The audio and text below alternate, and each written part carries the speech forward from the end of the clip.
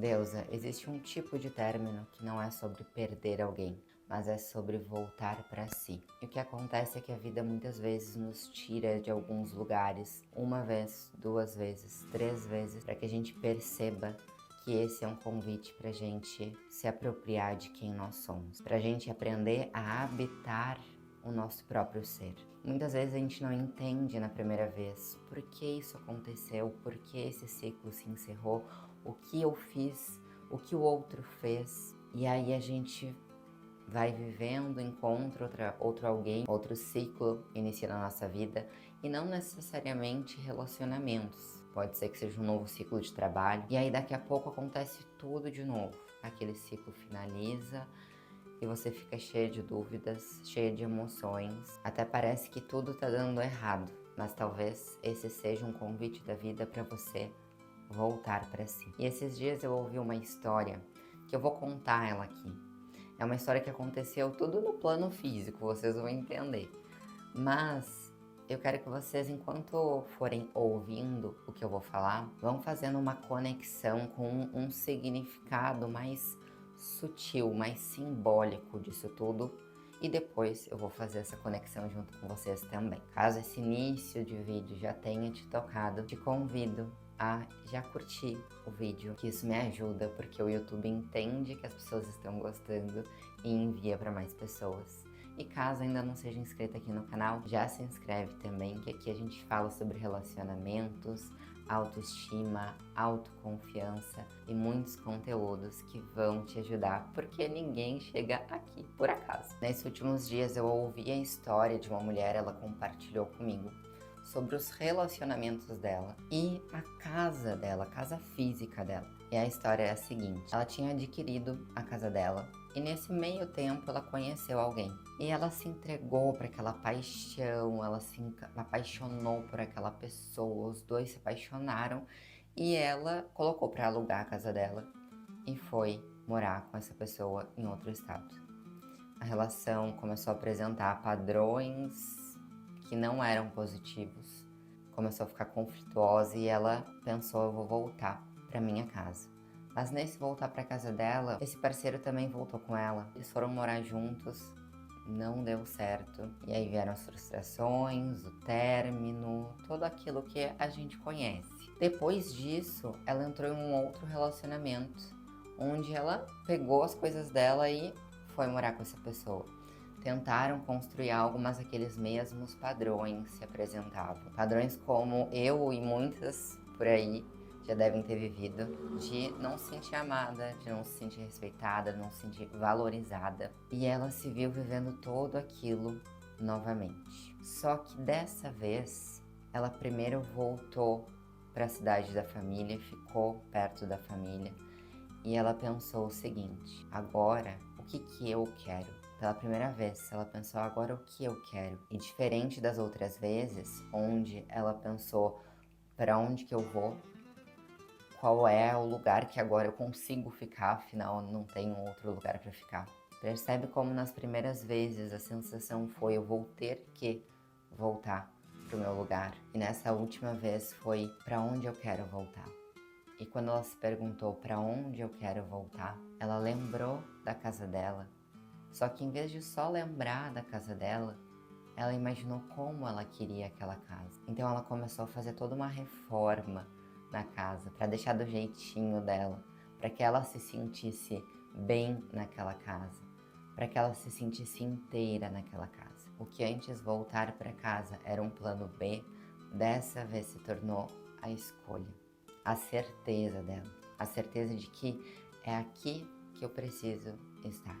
Primeiro aqui. Só que, como eu disse, essa história ela não é apenas física, não é uma casa que é material, as questões mais práticas, ela é muito simbólica também e representa a história de muitas. Quantas vezes o relacionamento, o trabalho, os estudos, por mais maravilhosos que eles estejam naquele momento, eles acabam se tornando fugas. Eu deixo tudo que é meu de lado e vivo aquele relacionamento. Eu encho a minha agenda com tarefas do trabalho e não sobra ali um tempo para mim. Eu foco no estudo, mas não um foco disciplinado, um foco que eu esqueço até de tomar água no meu dia. Eu tenho certeza que muitas de vocês já passaram por isso, inclusive deixa aqui nos comentários se vocês já passaram por isso em relacionamentos, no trabalho, em que área vocês passaram por isso. Porque isso é muito normal. E às vezes quando a gente passa por isso, a gente pensa, nossa, mas como que eu não percebi antes? Mas isso é muito normal, porque a gente estava vivendo dentro de um padrão, dentro daquilo que era familiar para nossa mente, até que chega um momento que a gente desperta, que aqueles véus saem da nossa frente. E aí a gente percebe, opa, peraí, como que eu quero habitar algo fora se aqui dentro eu não estou habitando ainda? E aí, por que é tão simbólico a questão da casa? Porque qual é a nossa primeira casa? A nossa primeira casa é aqui, nosso corpo físico, mental, emocional. Assim como a nossa casa, a gente coloca plantinhas, a gente enfeita, a gente faxina toda semana, todo dia arruma ali um pouquinho, faz uma pequena limpeza na casa, a gente contrata alguém para organizar. Às vezes a gente esquece de fazer isso com o nosso corpo físico.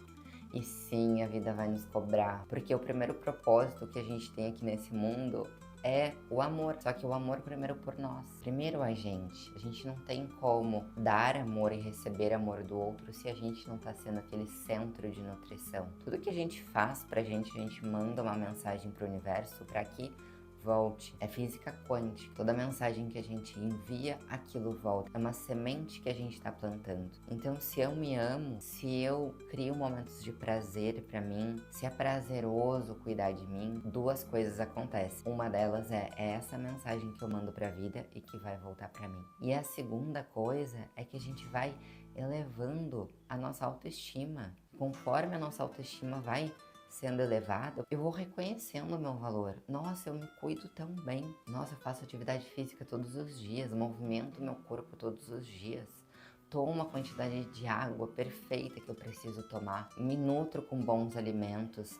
Tô com a terapia em dia, leio bons livros. Uau, eu reconheço o meu valor. E se eu sei o meu valor, naturalmente eu não vou aceitar qualquer coisa. E naturalmente a vida também vai começar a me mandar oportunidades, pessoas que estão no patamar do quanto eu reconheço o meu valor. E não é um reconhecer um valor de se olhar no espelho assim, ai, nossa, hoje eu tô linda. Não, são práticas, porque é fácil a gente dizer que a gente se ama.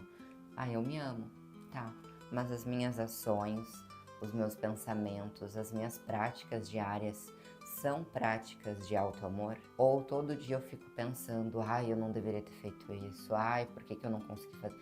Eu fico me criticando. Esses pensamentos que eu tenho sobre mim, eu falaria isso para outra pessoa? Se eu não falaria isso para minha melhor amiga, eu não vou ficar pensando isso sobre mim. Se eu falo para minha melhor amiga fazer uma atividade física, eu também vou fazer. Se eu falo para os outros, olha, isso aqui é o melhor de ser feito, então eu também vou fazer aquilo para mim.